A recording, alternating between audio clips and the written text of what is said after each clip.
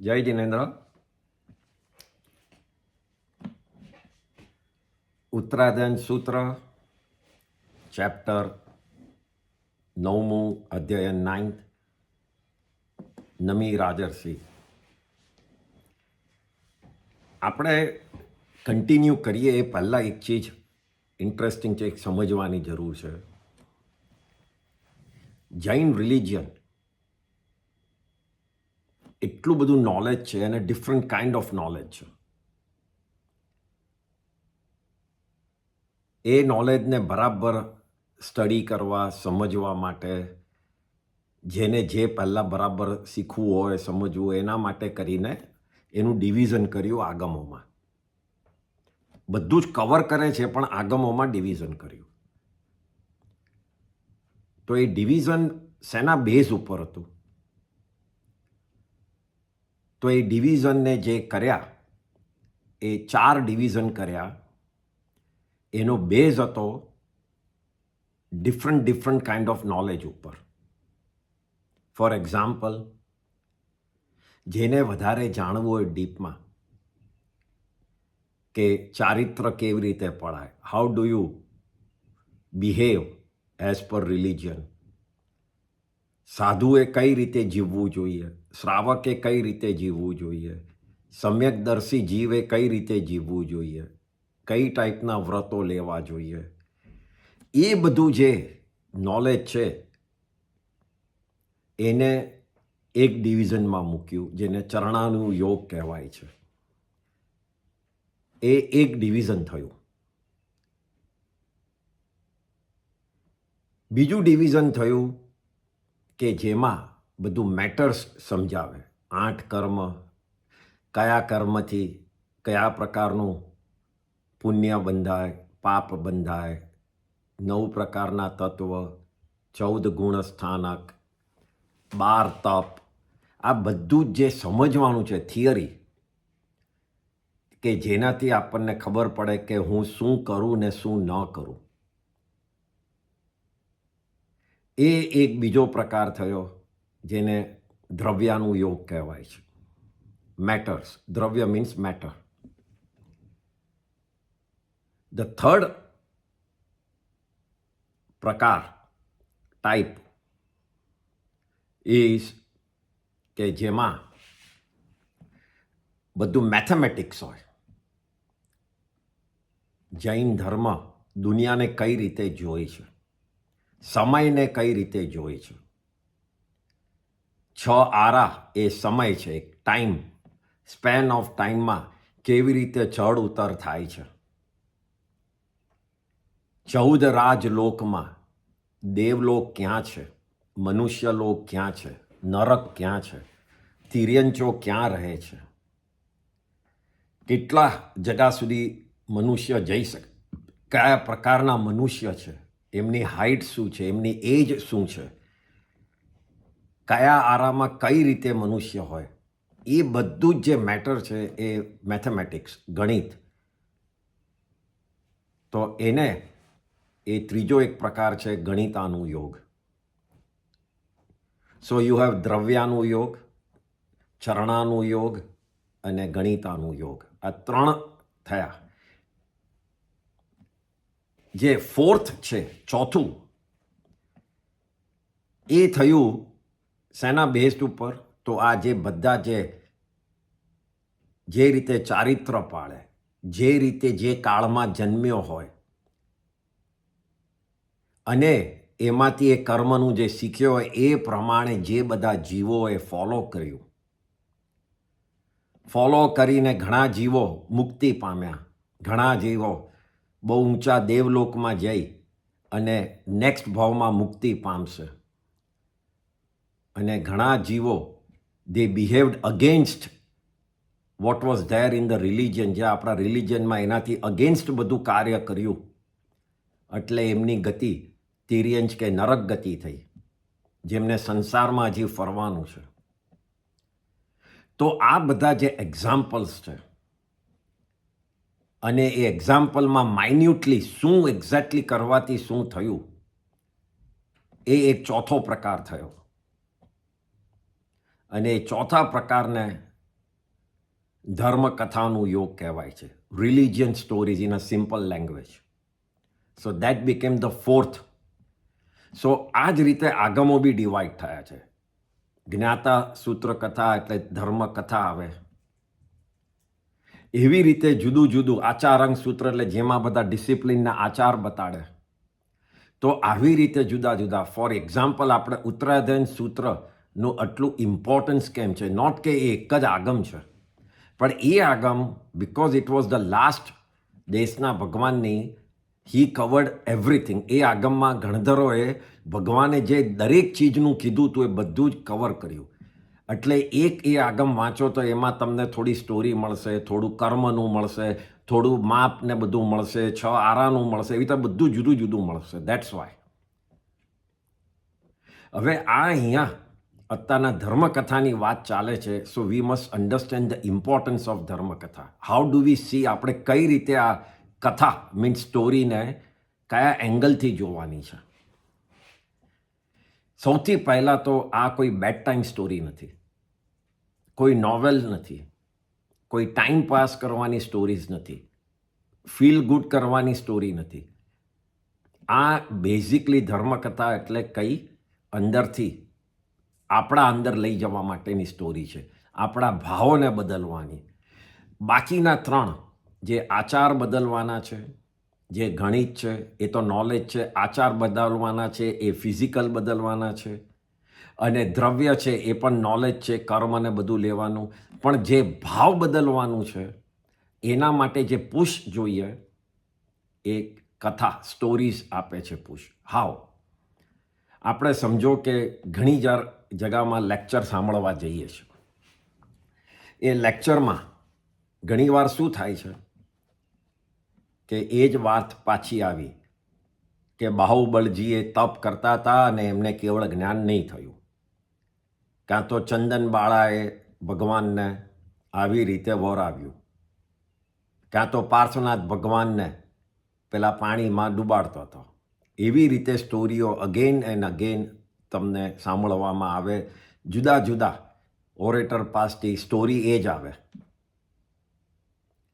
Point is, એ વખતે આપણને શું મગજમાં થાય? ઇમિડિયેટલી મગજમાં એ આવે કે અગેન એ જ વાત, એકને એક વાત કેટલીય વાર આ સ્ટોરી સાંભળી છે. પહેલાં તો આપણા મગજમાં એ જ આવે. જે લોકો રોજ કે કોન્સ્ટન્ટલી નવા નવા લેક્ચર સાંભળતા હશે એ અને સ્ટોરી એ જ સાંભળે તો સૌથી પહેલાં મગજમાં એ જ આવે કે એકને એક વાત. બીજું મગજમાં આવે કે આવું બની શકે ખરી કે આજે બધું કહે છે કે ભગવાનને સંગમ દેવે આટલા ઉપાડીને નીચે ફેંક્યા અને ફેંક્યા અને આ બધું, કે આજના જમાનામાં થોડી આવું બધું થાય. ત્રીજું, બધા ચમત્કારોના વિચાર આવે. ચમત્કાર મીન્સ દેવો નીચે આવે છે, ઉપર જાય છે. આપણે તો ક્યાં આવું બધું જોયું છે, આ તો ખાલી સ્ટોરીઝ છે. ચોથું મગજમાં આવે કે ભગવાનના હાજરીમાં પણ જો આપણે મોક્ષ ન પામ્યા હોય, આપણે કહીએ છીએ કે આપણે પણ ભગવાનના સમોસરણમાં બેઠેલા હોઈશું, તો હવે હમણાં શું માથાકૂટ કરવાની, ક્યાંથી પામવાના હતા જો ભગવાનની સામે જ ન થયું હોય તો? ભગવાનની સામે જે લોકો પામી ગયા છે તો એ વખતે એવા વિચાર આવે આવી સ્ટોરીઓમાં, એ તો ભગવાન છે સામે એટલે થઈ જ જાય ને, આપણી સામે તો કોણ છે? એટલે આવા જુદા જુદા વિચારો, when we hear the story, same stories again and again, આપણને આવા વિચારો આવે, વિચ ઇઝ નેચરલ. એ નોર્મલ છે કે આવા વિચારો આવે, કારણ કે કંટાળીએ. અને એ મેઇન રીઝન છે કે આપણે સ્ટોરીનું જે એસેન્સ છે એના પર એના પર આપણું માઇન્ડ નથી રાખતા, ને આપણું માઇન્ડ એના શબ્દ ઉપર છે. એક હતો રાજા અને એક હતા ભગવાન મહાવીરને, એમણે આમ શબ્દ ઉપર ધ્યાન રાખીએ છીએ. ફોર એક્ઝામ્પલ, બાહુબળજીની જ વાત કરું. ઘણા જણને સ્ટોરી ખબર હશે ને ન હોય તો શોર્ટમાં, કે બાહુબળજી તપ કરવા માટે ઊભા થયા. Bahubaliji was the second son of Rishabhdev ભગવાન, અને એમને દીક્ષા લઈ તપ કરવા ઊભા રહ્યા. તપ કરતા હતા પણ કેવળ જ્ઞાન થતું નહોતું, કારણ કે એમનાથી નાના બીજા 98 બ્રધર્સ જે એજમાં નાના હતા એમને દીક્ષા લીધેલી બિફોર બાહુબલજી. હવે જૈન ધર્મનું એક વિનય છે કે જે દીક્ષા પહેલું લીધું એ મોટા ગણાય, ઇરરિસ્પેક્ટિવ કે એમનું એજ નાની છે કે નહીં. સો નોર્મલી જે દીક્ષા પછીથી લે એ પહેલાં જેને દીક્ષા લીધી એને પગે લાગવું પડે. પણ Bahubaliji did not do it because saying કે હું તો મોટો ભાઈ છું, હું શેના માટે પગે લાગું. સો દેટ ઇઝ વેર એ કોન્સ્ટન્ટલી વર્ષો ધ્યાનમાં રહ્યા પણ એમને કેવળ જ્ઞાન નહોતું થતું. આ સ્ટોરીમાં એસેન્સ એ નથી કે બાહુબળજી વર્ષો ધ્યાનમાં રહ્યા અને એમના શરીર ઉપર બધું ઝાડ ને વેલ ને બધું ચડી ગયેલું. That's not important. Important is અહીંયાથી આપણે લેવાનું કે જ્યારે આપણે વિનય નથી રાખતા ત્યારે આપણું કામ થવાનું નથી. એ સમજવાનું છે. નોટ કે બાહુબળજીએ શું કરેલું. આપણે નાના માણસને પણ વિનયથી નહીં બોલાવીએ તો આપણી હ્યુમિલિટી ક્યાં જશે. આપણું કામ પેલો એકદમ જ જોરદાર કરશે આપણના મગજમાં રાખીને કે હું આ સેઠ માટે કરું, એ પણ નહીં રહે. વિનયથી જ બધું સોલ્વ થશે. જો એરોગન્ટલી ઊભા રહીશું તો ઘણી જગ્યાએ આપણું બગડશે કેસ. એ એસેન્સ લેવાનો છે. બાહુબળજીનું એ જ અભિમાનથી જ કેવળ જ્ઞાન નહોતું થતું. એ એસેન્સ એ સ્ટોરીનું છે અને આપણા જીવનમાં આપણે એને કેવી રીતે અપ્લાય કરવું કે મારે હવે બધું રિસ્પેક્ટ રાખવું છે, હ્યુમિલિટી રાખવી છે. ભલે મારી પોઝિશન ગમે તે હોય, હું નમ્રતા જ રાખીશ. તો તમે રિયલ સ્ટોરી સમજ્યા. બાહુબળજીને સમજાવવા માટે એમની બે બહેનો આવી. ભગવાન ઋષભદેવે કીધું કે તમે જઈ અને આમને સમજાવો. તો બે બહેનોએ આવી અને બાહુબળજીને કહેવા માંડ્યા કે તમે તમારા ગજ રૂપી માન ઉપર એમાંથી નીચે ઉતરો, એટલે કે તમે જે અભિમાન જે તમારું છે એમાંથી નીચે ઉતરો. હિયર નોર્મલી કોઈ આપણને એડવાઇસ આપવા આવે આપણને ચીડ ચડે છે. આપણને કે મને તું ખોટો કેમ કહે છે. That is what we have to understand કે પોસિબલ છે આપણી ભૂલ થઈ શકે. અને કોઈ આપણું શુભેચ્છુક હોય, આપણું સારું ઈચ્છતું હોય ને કોઈ આવીને આપણને કહે તો પેશન્સલી આપણે સાંભળવું જોઈએ. That is the essence of story. કસાય ન થાય એ પોઝિશન, જ્યાં જ્યાં આપણે કસાય કરતા હોય, ચીડ લાવતા હોય, એ બધી પોઝિશન આપણી ઓછી થાય એના માટે આ સ્ટોરીઝ છે. નોટ કે સ્ટોરી ખાલી સાંભળી લેવાની કે બહેનો આવ્યા અને પછી બાહુબળજીએ સાંભળ્યું. પોઈન્ટ છે બાહુબળજીએ સાંભળ્યું. દેટ મીન્સ કે હી બીકેમ નમ્ર અને થયું કે ના મારી ભૂલ છે. એમાંથી આપણે સમજવાનું એક્સેપ્ટન્સ ઓફ અવર મિસ્ટેક. આપણી ભૂલ છે તો હું જઈને માફી માંગુ. જેમ બાહુબલજીએ એક પગ આગળ ઉપાડીને કેવળ જ્ઞાન થઈ ગયું, તમે એક પગ આગળ ઉપાડશો તો તમારા એટલા કર્મ ક્લીન થઈ જશે કોઈની પાસે માફી માંગવા જતા. સો સ્ટોરીને કેવી રીતે લેવી એ આપણા હાથમાં છે. સેમ સ્ટોરી 10 વાર સાંભળશો, સેમ સ્ટોરીમાંથી કંઈક ને કંઈક મનમાં વિચાર કરશું કે લોંગ ટર્મ તો મળશે કે ના મારે આ ફોલો કરવું છે. It's not about dry story સાંભળવાની. એના માટે ધર્મકથા છે જ નહીં. તો આ રીતે સ્ટોરીને આપણે એક્સેપ્ટ કરવાની છે. ધ રીઝન આ વાત કરી કારણ કે અત્યારના આ નમી રાજર્ષિની ધર્મકથા ચાલે છે. નમી રાજર્ષિને 10 ક્વેશ્ચન પૂછવામાં આવ્યા. It's so interesting. 10 ક્વેશ્ચનમાં આપણે રિલેટ કરી શકીએ. એક ક્વેશ્ચનમાં કહેવામાં આવેલું એમને કે તમારા વગર બધા રડે છે, તમારા ગામના લોકો રડે છે. ક્વેશ્ચન આપણે એ સમજવાનું કે આપણા પેરેન્ટ્સ જતા રહ્યા પછી આપણું કંઈ અટક્યું? આપણે રડીએ જ કરીએ છીએ હમણાં. ધીમે ધીમે ટાઈમથી ભૂલાઈ પણ જાય છે. એવી રીતે આપણાથી પણ આપણા વગર બી કોઈ અટકવાનું નથી. લાઈફ ચાલુ જ રહેવાની છે. તો હું હમણાં એના માટે કરી અને હાઈ વોઇસ શું કામ કરું એ મેસેજ લેવાનો છે. એમ નહીં કે આખા પ્રજાના માટે નમી રાજર્ષિ આમ હતા. એ એક એક્ઝામ્પલ છે. આપણે શું લેવાનું છે કે હું કોઈનાથી અટક્યો નથી તો મારાથી કોઈ અટકવાનું નથી. હું હોઉં કે ન હોઉં, લાઈફ ચાલવાની જ છે. મારા છોકરાઓની, એમના છોકરાઓની ચાલવાની જ છે. તો આ મેસેજ લેવાનો છે. આવી રીતે દરેક સવાલમાં થી આપણે આપણા માટે કાઢવાનું છે. આપણાને ઇમ્પ્રૂવ કરવા માટે આ ધર્મકથા છે, ખાલી સ્ટોરી સાંભળવા માટે નહીં. તો એ રીતે આપણે દરેક ક્વેશ્ચનને મનમાં લેવાનો છે. હવે આપણે વી કન્ટિન્યુ વિથ અવર ક્વેશ્ચન. અત્યાર સુધી આપણે 7 ક્વેશ્ચન ને સાંભળ્યા અને એના જવાબો નમી રાજર્ષિ પાસે સાંભળ્યા. નાઉ ધ 8th ક્વેશ્ચન, જે ઇન્દ્ર મહારાજા બ્રાહ્મણના વેશમાં રૂપમાં આવીને રાજર્ષિને પૂછે છે કે હે રાજર્ષિ, આપ આ આટલી ફાઇન સંસારની લાઈફ છે, તમારો મહેલ ને સંસારની લાઈફ છે, એને છોડી અને તમે સંન્યાસી સાધુની લાઈફને ધારણ કરવા માંગો છો, એસેટિક લાઈફને ધારણ કરવા માંગો છો, તમે એને એક્સેપ્ટ કરવા માંગો છો, એ ઇઝ નોટ કરેક્ટ, એ બરાબર નથી.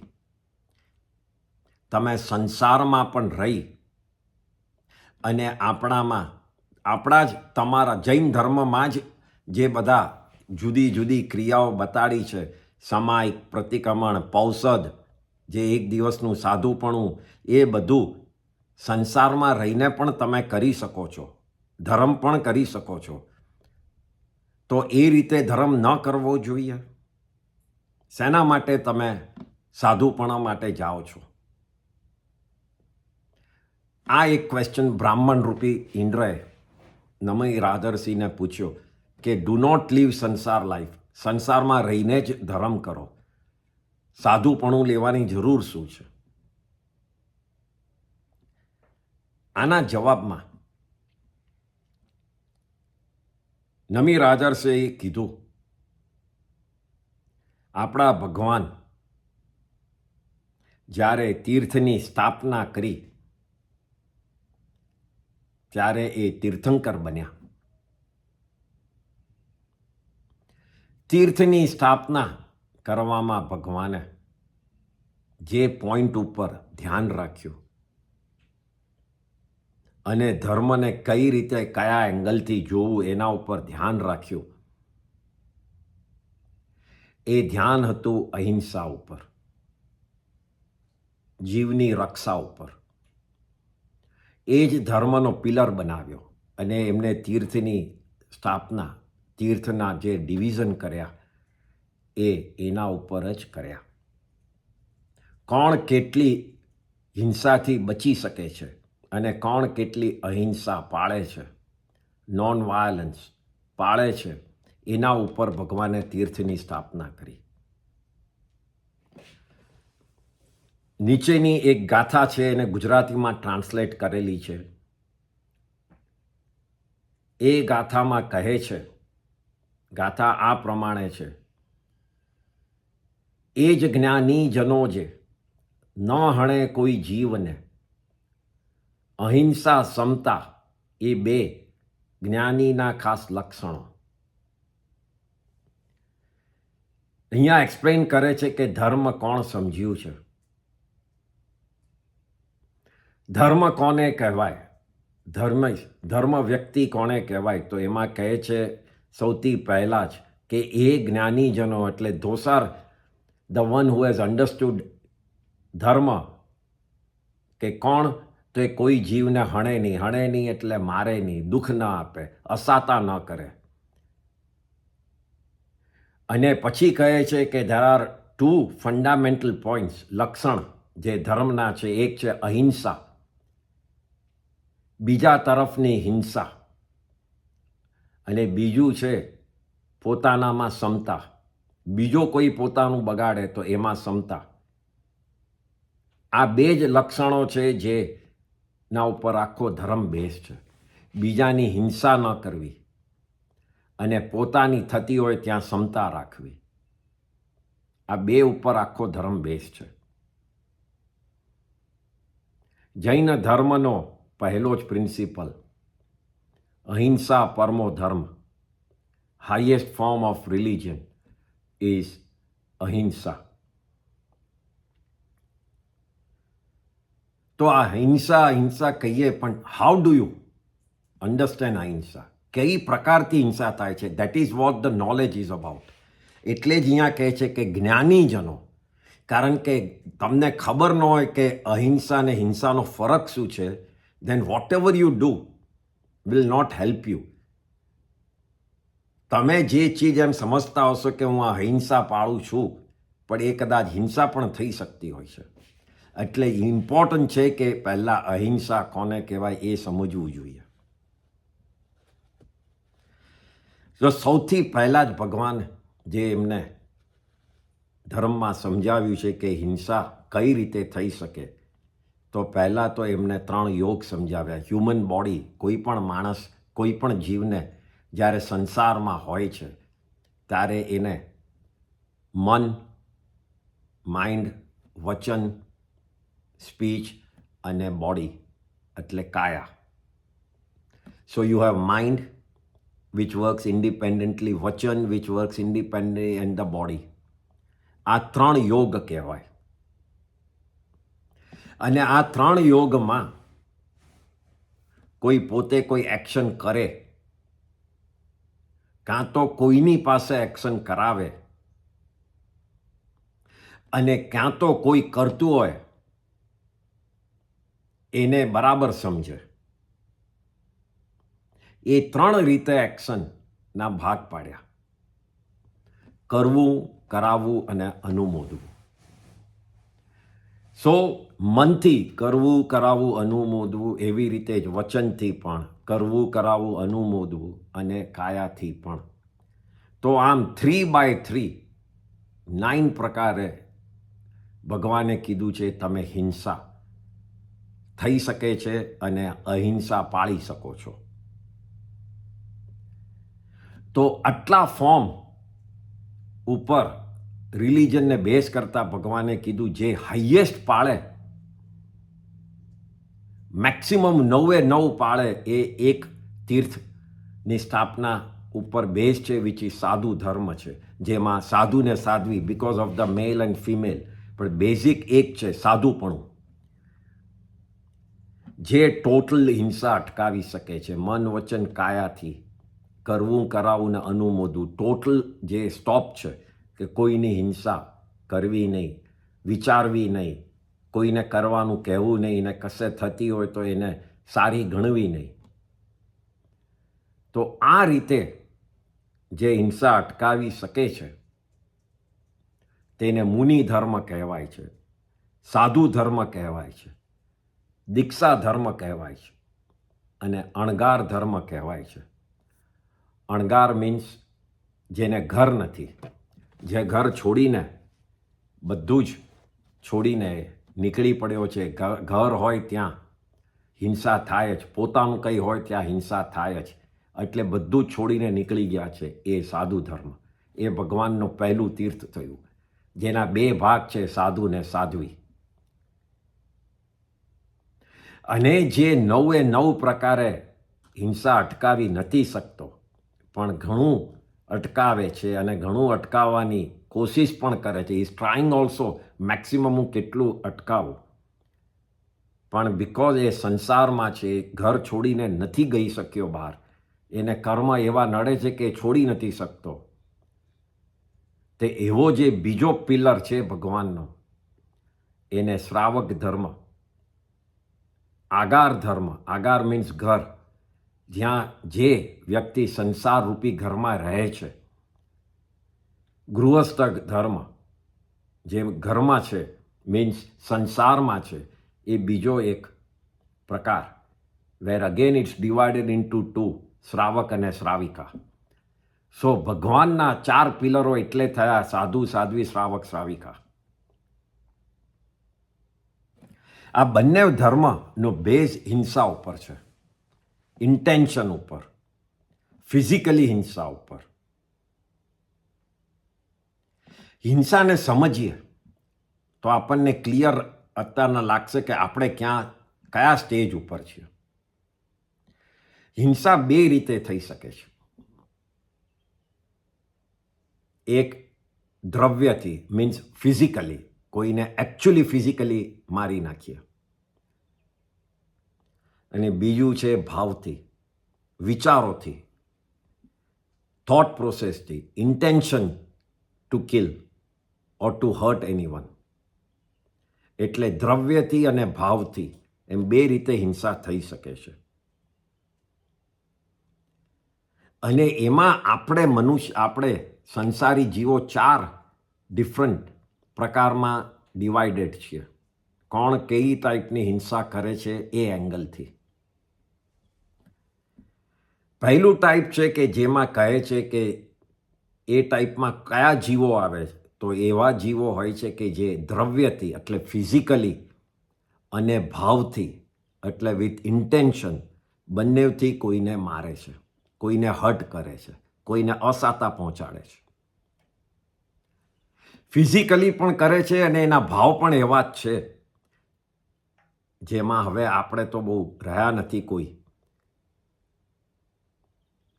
પંચેન્દ્રિયને કિલ કરવું, ફોર એક્ઝામ્પલ માટે જ કહું છું કે જે આ કસાઈ હોય, બુચર હોય, એ બધાનું શું હોય, ભાવથી પણ એ મારે છે કે ચલો આજે આટલા જણને માર્યા અને આટલાને ફિઝિકલી પણ મારે છે. તો એ બધા જે છે એ બધા આ કેટેગરીમાં આવે છે.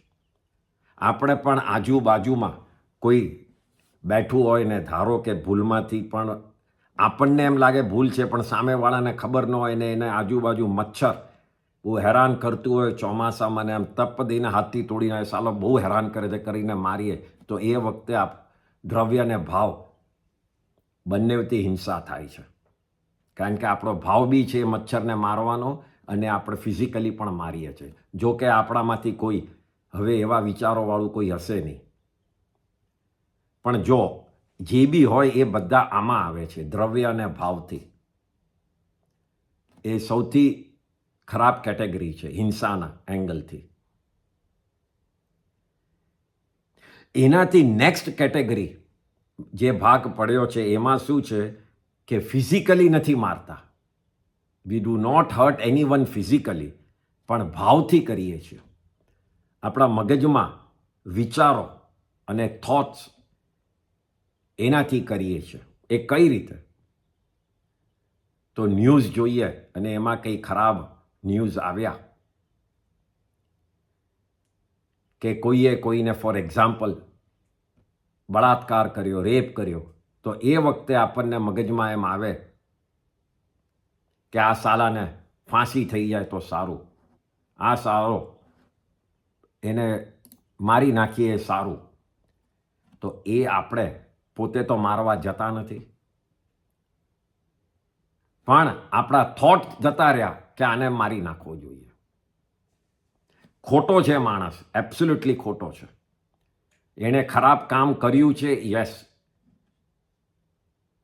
પણ આપણા ધર્મમાં એના માટે શું બતાડ્યું છે? ચલો આપણને 2 મિનિટ વિચાર બી આવી ગયો કે એને મારી નાખવો જોઈએ, એને ફાંસી આપી દેવી જોઈએ, પણ એ વખતે ભગવાને ધર્મમાં એ જ શીખવાડ્યું છે જે એકદમ જ ડીપ તમે જાઓ તો, કે આપણે એના પાપને કોસવાનો છે, એને પાપીને નહીં. બિકોઝ આપણને એના પર કરુણા આવી જોઈએ કે આ ગાંડાએ શું કર્યું, એને કેવો ઉદય થયો કે એને કેવું ભોગવવું પડશે. જેમ ભગવાનને સંગમ દેવ ઉપર આવેલું કરુણા કે આને આટલું મને હેરાન કર્યું છે, મને દુખ્યું નથી પણ એને કેટલું ભોગવવું પડશે. That is the real angle of religion. Is very high. અને આપણને એમ થશે જ નહીં કે આને માફી આપવી જોઈએ. માફી આપવાની વાત નથી, આપણે શું વિચારવું એના ઉપર છે. માફી મળે કે ન મળે એ કોર્ટનો સવાલ છે, એ જજનો સવાલ છે, પણ એણે એવા કર્મ બાંધ્યા કે એને બહુ જ ભોગવવું પડશે. એટલે મને એ જીવ માટે ખૂબ જ હવે કરુણા, મને ખૂબ જ દુઃખ થાય છે.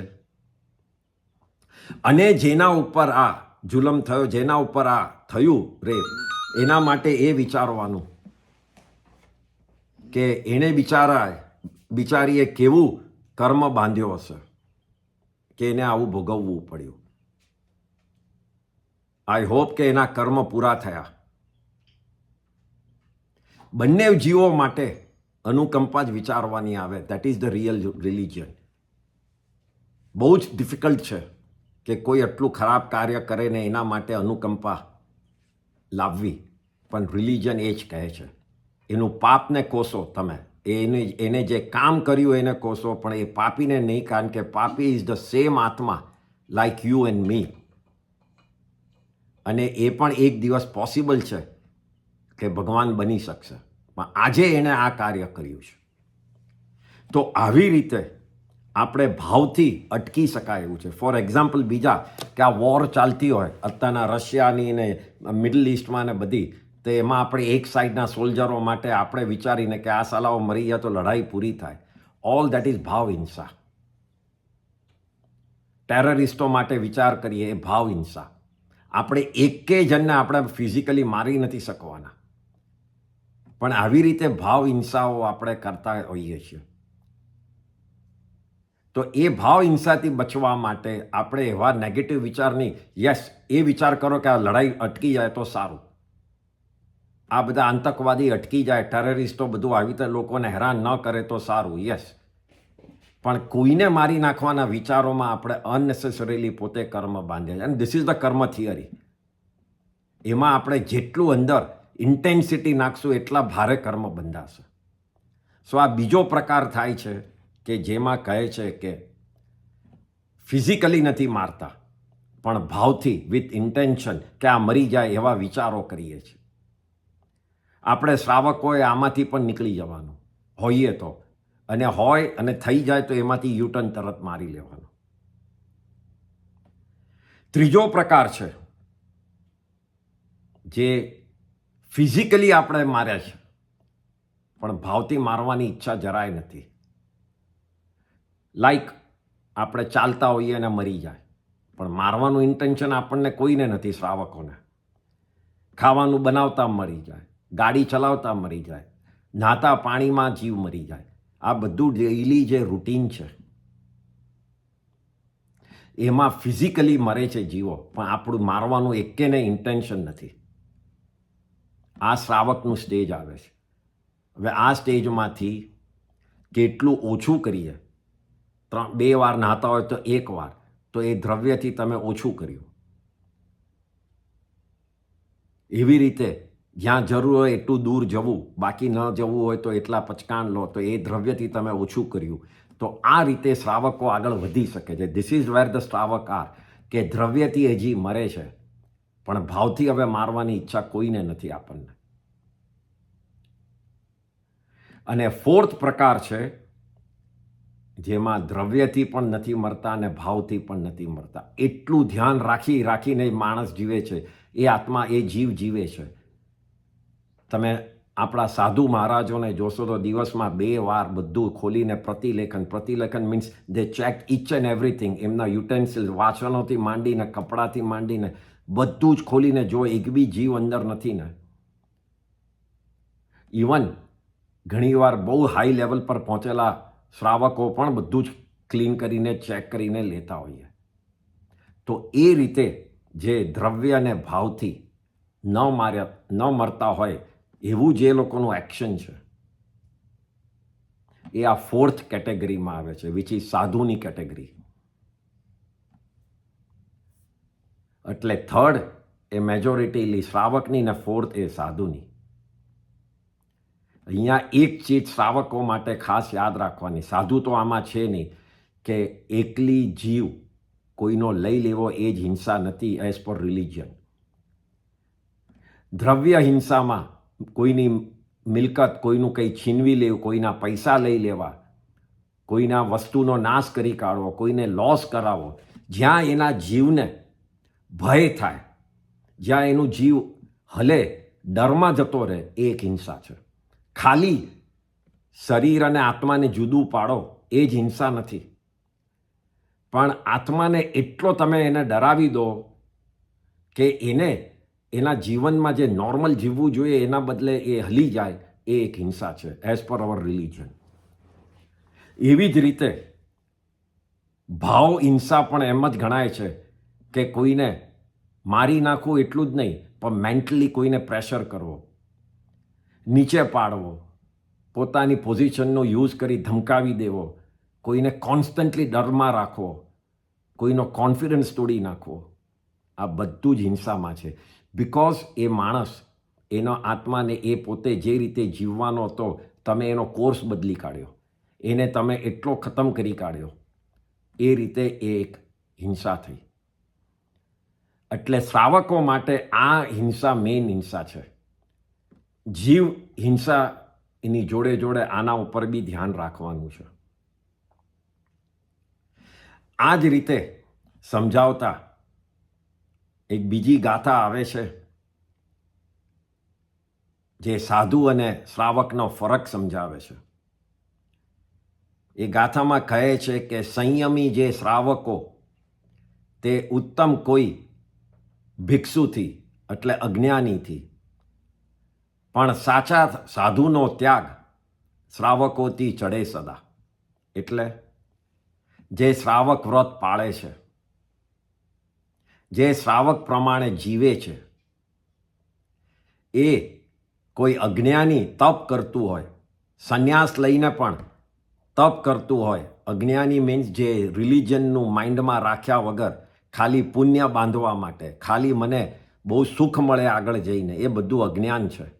એ પ્રમાણે કોઈ જીવતું હોય, ઇવન હિમાલય પર જઈને ત્યાં તપ કરતું હોય, એવા બધા ભિક્ષુથી તો જે ધર્મ પ્રમાણે વ્રતો લઈ અને શ્રાવક સંસારમાં રહેતો હોય એ માણસ વધારે ચડિયાતો, કારણ કે એ ધર્મના માર્ગ ઉપર, પ્રિન્સિપલ ઉપર, ભગવાનની પ્રિન્સિપલ ઉપર ચાલે છે.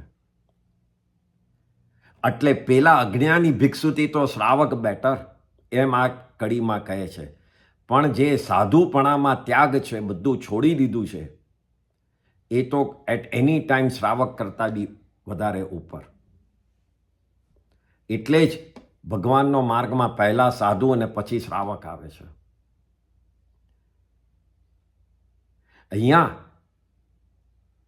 જે જ્ઞાની ને અજ્ઞાનીનો ફરક છે is not knowledge, is what you believe.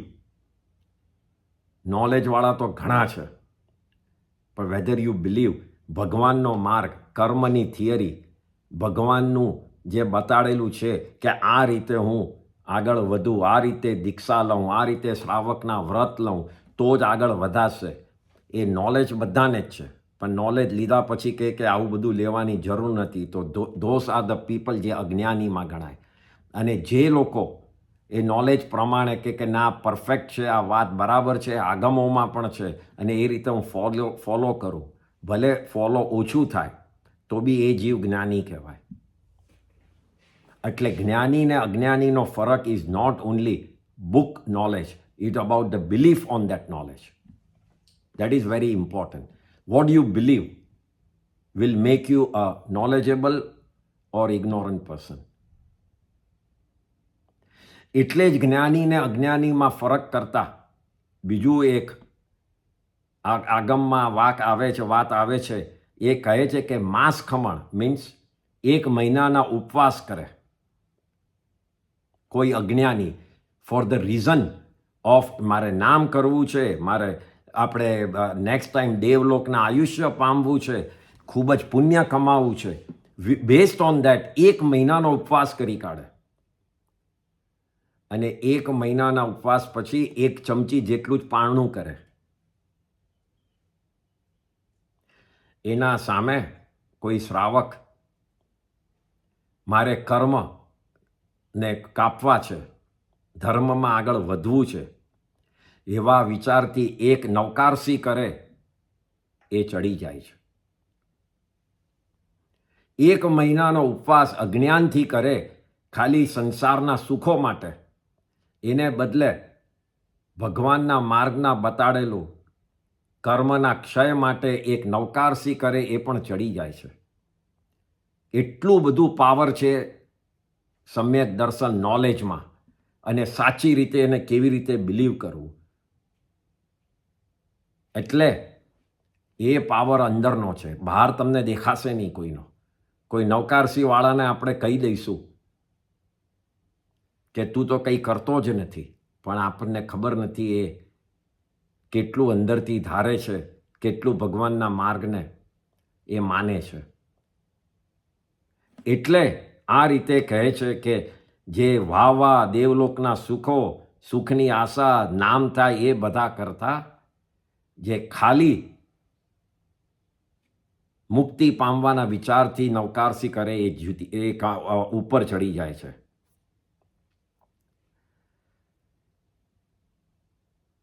અહીંયા જ્ઞાની બનવું હોય તો સમ્યક દર્શન લાવવું પડશે. ભગવાન સમ્યક દર્શનનું સિમ્પલ સમજો કે ભગવાને જે આત્મા અને કર્મને છૂટા પાડવા માટેની જે રસ્તો બતાડ્યો છે એ રસ્તા ઉપર શ્રદ્ધા.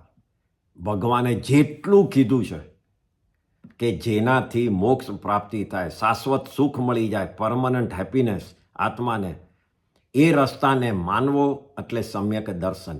પડાય કે ન પડાય ત્યાં સમ્યક દર્શન નથી આવતું વચ્ચે, એ સમ્યક ચારિત્ર આવે છે. માનવું એ જ સમ્યક દર્શન છે.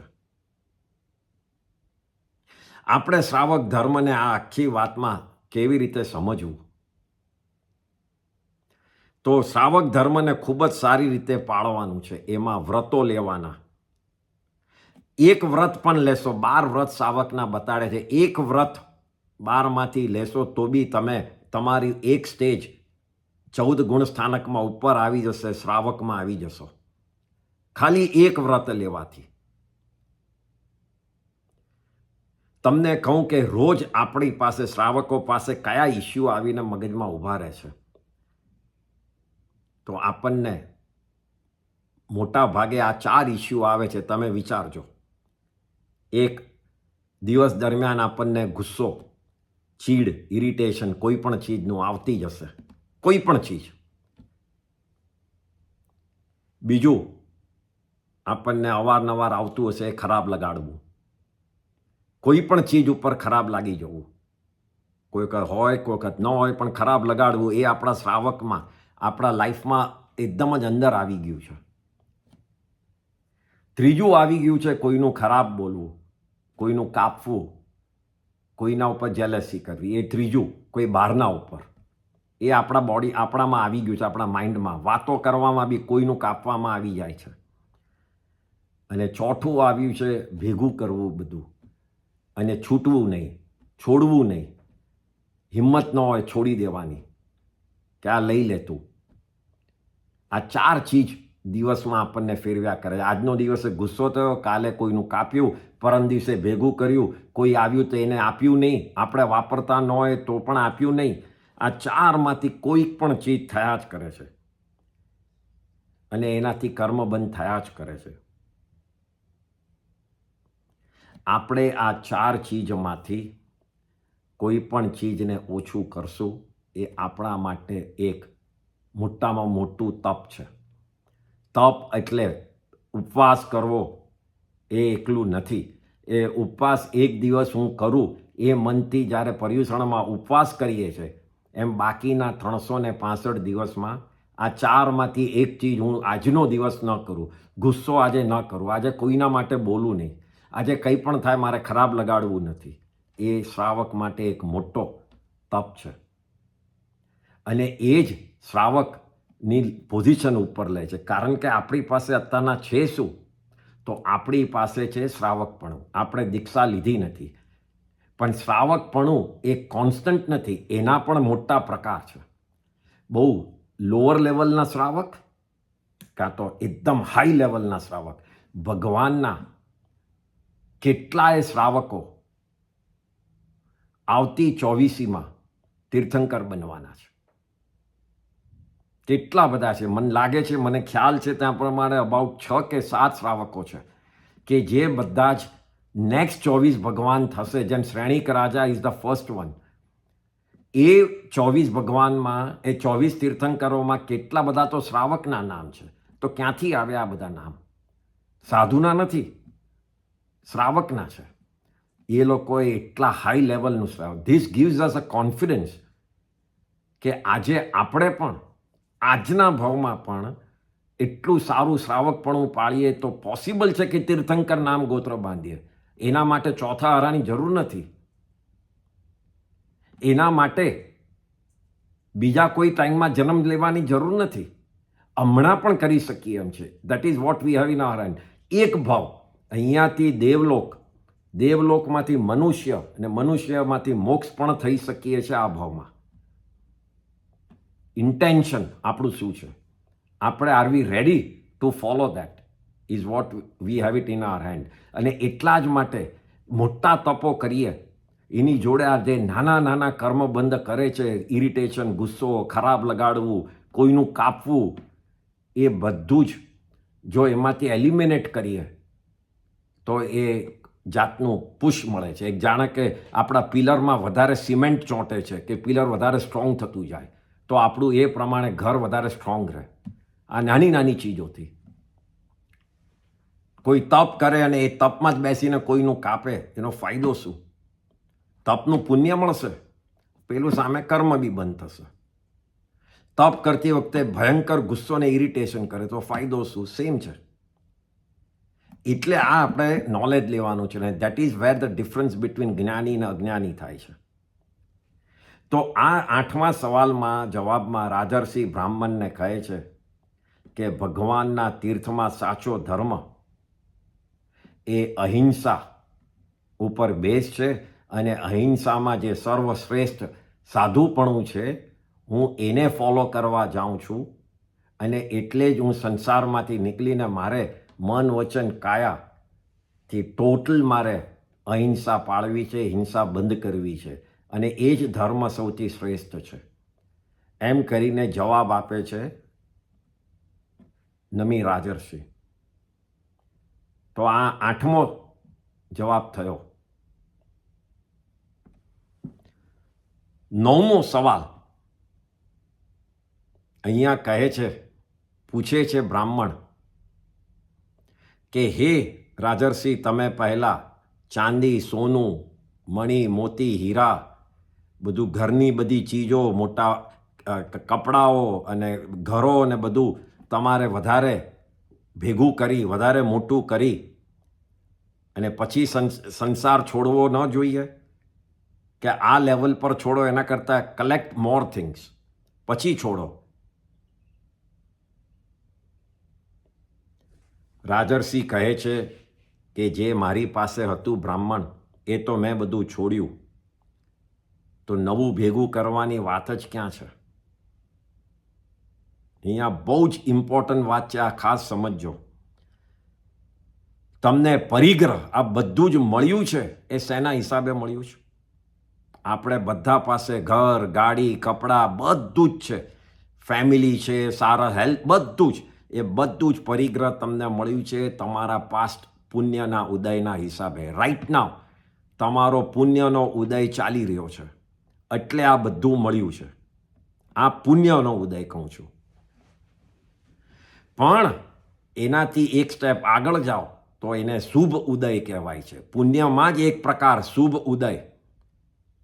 એ શુભ ઉદય જ્યારે થાય ત્યારે જે ભેગું કરેલું પરિગ્રહ છે એ છોડી શકીએ છીએ. વિચાર કરજો બંનેમાં ફરક. એક મળે છે અને એક છોડવાની ઈચ્છા થાય છે. એ ઈચ્છા થવી એ એક ઉપરની લેવલનું પુણ્યનો ઉદય છે. ઘણાને ભેગું તો થઈ જાય છે, છોડવાની ઈચ્છા નથી થતી. એ શું કરે છે? એ પુણ્ય વાપરી રહ્યો છે. જ્યાં સુધી એનું પુણ્ય ચાલશે ત્યાં સુધી ભેગું કર્યું, કંઈ છૂટતું છે નહીં. એટલે નવા કર્મ પણ બાંધ્યા ભેગું કરીને. પણ તમારો જો એવો સારો ઉદય થાય કે જે ભેગું કર્યું એ છોડવા માંડો, કોઈને આપવા માંડો, અને બહુ જ ઊંચું થાય તો એક જ ટાઈમમાં બધું છોડીને જે નીકળી પડે છે સંસાર છોડીને, એ તો એકદમ જ શુભ ઉદય છે. પણ આપણે શ્રાવકોને જ્યારે દાન કરીએ, બધું છોડીએ, પરિગ્રહ, એ બધાનો ઉદય એક શુભ ઉદય છે. એ વેરી વેરી ઇમ્પોર્ટન્ટ છે. એક મિનિટ.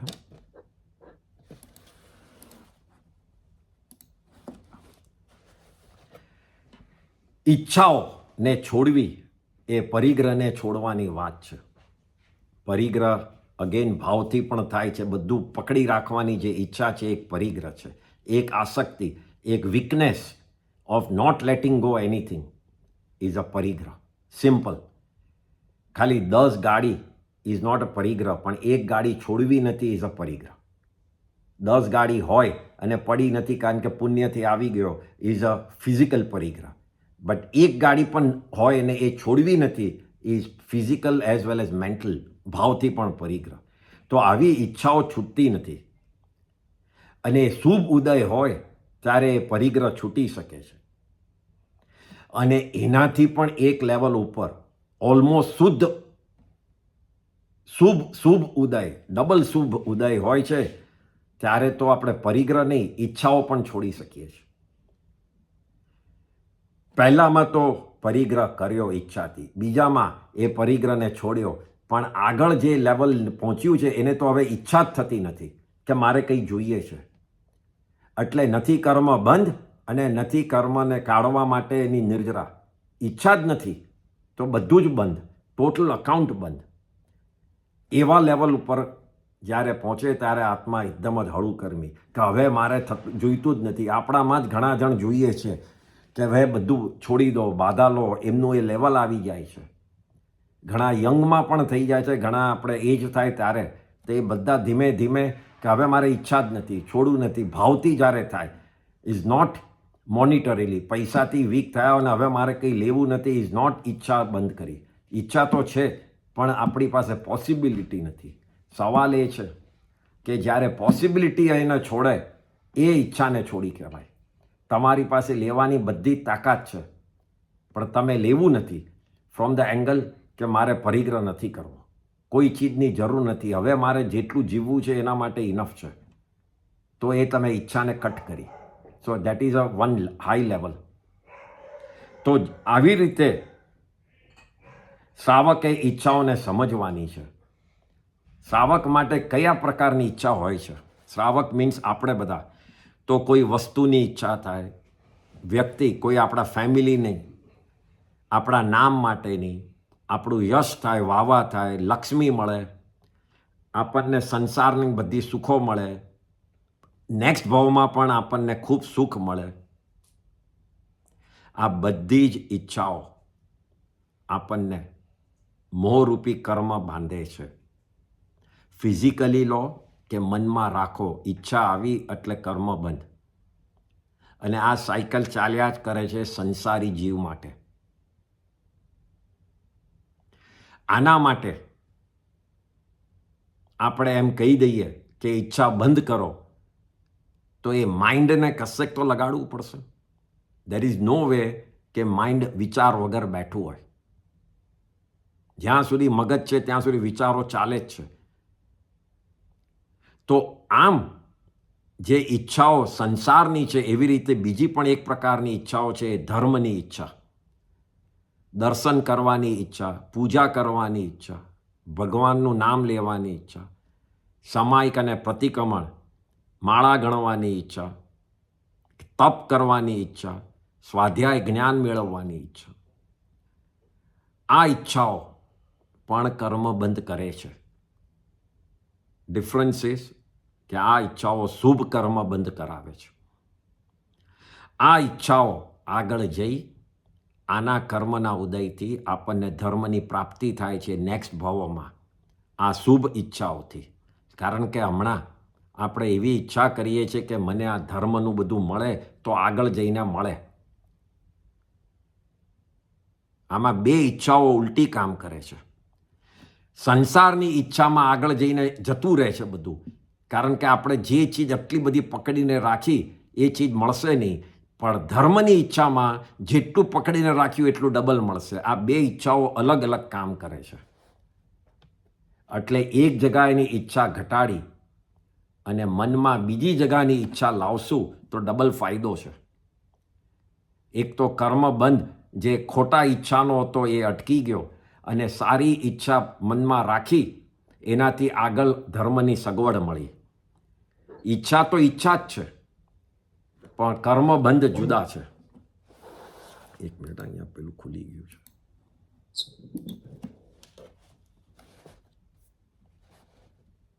ઈચ્છાઓથી કોઈ દિવસ પેટ ભરાવાનું નથી, આપણને બધાને જ એ ખબર છે. અને ઈચ્છાઓથી એક જ ચીજ થાય છે, એ બીજી ઈચ્છા ઊભી થાય છે. ઈચ્છા કર્યા વગર રહી શકતા નથી, એટલે જ જો કરવી હોય તો શુભ ઈચ્છા કરો. એના ઉપરથી જે ગુજરાતી શબ્દ આપણને બધાને ખબર છે, શુભેચ્છા, એ એના ઉપરથી જ આવ્યું છે. ઈચ્છા કરવી, if you want to wish somebody, wish positive, કે એનું સક્સેસ જાય, એનું શુભ થાય. Based on that the word became શુભેચ્છા. આમ રાજર્ષિ અહીંયા સમજાવે છે કે મેં તપ, સંયમ, ભગવાનના માર્ગને આચરણ એટલે કે એ ફોલો કરવાથી આત્મામાં સંતોષ ભાવ, which is the opposite of ઈચ્છા. સંતોષ means we don't want anything. I am happy with what I have. અને ઈચ્છા is I am not happy, I don't have enough. એટલે ઈચ્છા એટલે પરિગ્રહ, જે હિંસા કરાવે. પરિગ્રહ માટે તમને પર્સ લેવાનું મન થાય તો લેધર લો, એટલે હિંસા કરાવી. એવી રીતે તો કેટલાય દાખલા છે. સિલ્કની સાડી પહેરો, હિંસા થઈ. કોઈ પણ ઈચ્છામાં હિંસા આવે જ છે. જૂઠું બોલાવે છે પરિગ્રહ માટે, કોઈનું દબાવવામાં, ચોરી કરાવે છે, ઝઘડો કરાવે છે, અદેખાઈ કરાવે છે, એટલે જેલસી કરાવે છે. આપણા તમે વિચાર કરો, જે 12 તપ છે, હવે એનો તમને દાખલો કહું તો મેજોરિટી તપ એ ઇઝ બેઝડ ઓન આપણી ઈચ્છાને કેવી રીતે દબાવી, કર્બ કરવી. કેવી રીતે ઈચ્છા to reduce our need, want constantly. For example, ઉપવાસ એક તપ છે, તો તમને ખાવાની ઈચ્છાને દબાવે. એકાસન. આયંબિલ તો તમારી ટેસ્ટની ઈચ્છાને દબાવે કે મારે આજે તીખું ખાવું હતું, વધારે મારે લીંબુવાળું, વધારે આ ખાવું હતું. એવી રીતે બધું ટેસ્ટની ઈચ્છાને દબાવે. લિમિટેડ ખાવું આઈટમો, તો તમે જે કે હું આટલું બધું બનાવ્યું છે, હું ફાઇન ખાઈશ, એ ઈચ્છાને દબાવે. કોઈની વૈયાવચ એટલે કે સેવા કરો, તો તમારે પોતાની જે ફરવા જવું છે બહાર ને તમારા પોતાના ટાઈમમાં મજા કરવી છે, એ ઈચ્છા આખી દબાઈ જાય, કારણ કે you have to be there બીજાની સેવા કરવામાં. સ્વાધ્યાય તો એ મન ને બીજે બધે રોકવામાં, ટીવી જોવામાં, એ બધી ઈચ્છાઓથી એ રોકી કાઢે કે હું ભણવા બેઠો છું. આ એટલા માટે આ બધું તપ ગણાય છે. યુ મસ્ટ અન્ડરસ્ટેન્ડ તપ કેમ ગણાય છે. કારણ કે સંસારની ઈચ્છાથી તમને દૂર કરે છે અને ધર્મની ઈચ્છામાં લઈ જાય છે, એટલે આ બધું તપ છે. અને તપ કેમ કહેવાય છે? કારણ કે ઇટ ઇઝ ડિફિકલ્ટ સંસારમાં જ રહી ને સંસારની ઈચ્છાઓથી દૂર થવું. અને એ જે કરી શકે છે એ લોકો તપસ્વી કહેવાય છે. જેણે ઉપવાસ કર્યો એ તપસ્વી કહેવાય. જેણે સ્વાધ્યાય કર્યો એ પણ તપસ્વી કહેવાય. તમે ધ્યાન કર્યું એ પણ, વૈયાવચ કરી એ પણ, આ બધા જ તપના પ્રકાર છે. એકલો ઉપવાસ નહીં. આપણે વ્યવહારથી ખાલી ઉપવાસ, એકાસનું, આંબિલ એ લોકોને તપસ્વી કહીએ છીએ, પણ જે પણ 12 પ્રકારના તપ કરે છે એ બધા તપસ્વી છે. તપસ્વીનો મિનિંગ છે કે જે તપ બતાડ્યા છે, ધર્મની તરફ જેને લઈ જાય છે, એને ફોલો કરે અને સંસારની ઈચ્છાઓથી દૂર થાય, બધા તપસ્વી. એટલે અહીંયા ઈચ્છાઓને દબાવવા માટે જ તપ છે. મેજોરિટી ઓફ તપ. કૌશક કરો તો આપણા શરીરને ડિસિપ્લિનમાં રાખે છે. આરામથી સોફા પર બેસવાની જે આપણો ઈચ્છા હતી મનમાં, એ નીકળી ગઈ, સીધા બેસવું પડે છે, તો એક તપ થયું. એટલે ઈચ્છા અને કર્મ એ બંનેનું ડાયરેક્ટ કનેક્શન છે. જેટલી ઈચ્છા વધારે એટલા કર્મબંધ વધારે. આપણે હમણાં ઈચ્છાના એંગલને બદલવાનો છે. સંસાર કરતાં ધર્મ કરવાની ઈચ્છાને વધારશું તો કર્મ બંધ થશે, પણ એ એવો બંધ થશે જે પુણ્ય અને ધર્મની સગવડ આપશે આગળ જઈને.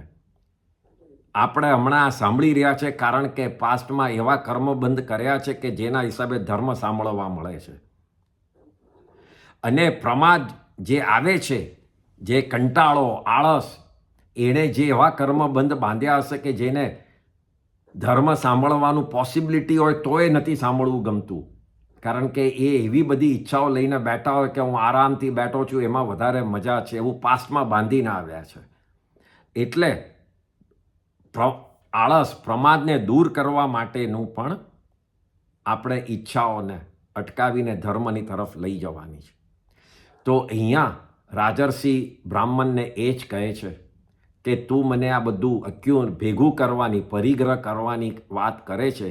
એ પરિગ્રહ કોઈનો અટક્યો નથી, ઈચ્છાઓ કોઈની અટકી નથી, અને કોઈ દાડો અટકવાની નથી જ્યાં સુધી પોતે પુરુષાર્થ કરીને, અને હું એ જ પુરુષાર્થ કરવા બધું છોડી ને ભગવાનનો બતાડેલો સંયમ માર્ગ સાધુપણામાં જઈ રહ્યો છું કે મારે કોઈ ઈચ્છાની જરૂર નથી, કોઈ ચીજની જરૂર નથી. એમ કરીને આ 9મા સવાલમાં રાજર્ષિએ જવાબ આપે છે ઇન્દ્રને. તો આ પ્રમાણે 9 સવાલ કર્યા. હવે લાસ્ટ ટાઈમ આપણે છેલ્લો સવાલ કરશું અને પછી આગળ બીજું ચેપ્ટર લઈશું. કોઈને કંઈ સવાલ છે? આપણે જે ધર્મ એ દ્રવ્ય કર્મ અને ભાવ કર્મનું સમજાવ્યું, હાજી. તેમાં ભાવ આપણે બહુ વિકલ્પો કરીએ તે કારણ વગરના વિકલ્પો બહુ જ થઈ જાય છે કે માણા ગણતા થાય, આ થાય, ત્યાં મરી ગયું તો સારું ને આ તો એ બધું કેવા આવે આપણામાં? એ વિકલ્પોથી જ આપણો સંસાર ચાલે છે. એટલે બને એટલું આ જે પ્રેક્ટિસ કરવાનું કહે છે ને, ધ્યાન અને એ બધું સ્વાધ્યાય, એટલે શુભ વિચારો આવે એના માટે કરે છે. અને એક દિવસમાં નીકળવાનું નથી, એ પણ હું માનું છું, પણ એની આ એફર્ટ કરવાની છે. જો આ મગજમાં રહેશે, નવકાર મંત્રના 108 મંત્ર એ માળા છે. એ માળા આપણે વ્યવહારથી કહીએ છીએ કે ગુણોથી છે. સવાલ એ છે કે એક મંત્ર ઉપર બી એક વિચાર વગર જો આપણે એક નવકાર મંત્ર બોલશું ને, એ પણ એક મોટી પ્રેક્ટિસ થઈ ગઈ કહેવાય. 108માંથી પણ તમે એક મંત્ર ઉપર બી જો તમારા વિકલ્પો નહીં હોય ને, એ પ્રેક્ટિસ કરશું, ઇટ્સ ઓલ્સો બહુ મોટી ચીજ. અને વિકલ્પોને દૂર કરવા માટે પુરુષાર્થ સિવાય કોઈ રસ્તો નથી. કોન્સ્ટન્ટલી વિચાર કર્યા જ કરવાનો, શુભ વિચાર, સારા વિચાર. અને મોસ્ટ ઇમ્પોર્ટન્ટ, એ ખરાબ વિચાર આવી જાય તો એમાંથી યુટર્ન મારવો તરત જ, કે આ ખોટું વિચારી કાઢ્યું.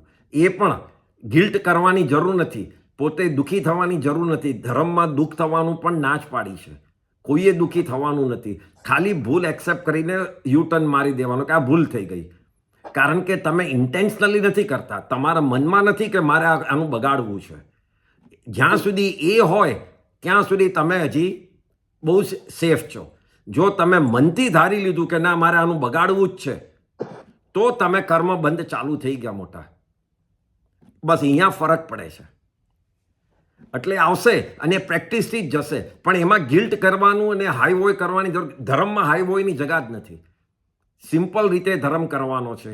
અને ન અટકે તો ન અટકે, પણ મારે અટકાવવા જેવું છે એ તો માનો છો. બસ એ જ એક ધર્મ છે. ખોટાને ખોટું માનો છો ને, એ એક મોટો ધર્મ. જય જિનેન્દ્ર. તો હવે આવતા વખતે જય જીનેન્દ્ર. જય જિનેન્દ્ર.